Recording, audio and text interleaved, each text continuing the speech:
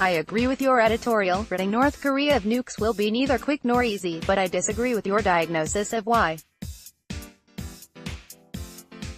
You refer to Stanford professor Siegfried Heckler's analysis of the Korean problem. There is no Korean problem without the American problem, and they can only be solved together.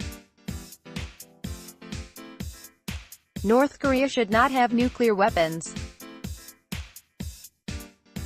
Neither should the United States, at least according to the 122 nations that recently approved the United Nations Treaty on the Prohibition of Nuclear Weapons.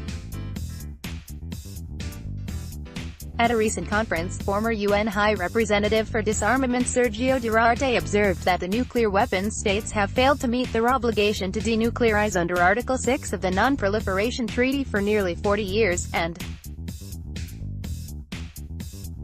instead have subscribed to a culture of confrontation and privileged belligerence.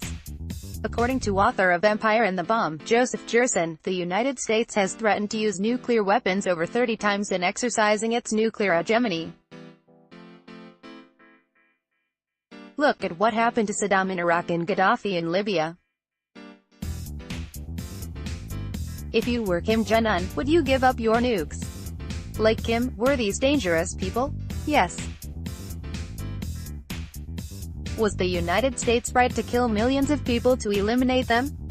No. Your editorial writers, like Professor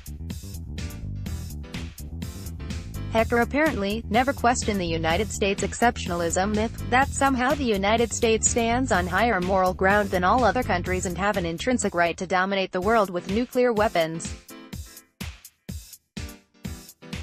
Neither history nor recent policy supports such a delusion. The other myth is that nuclear weapons make the United States safe. They do not.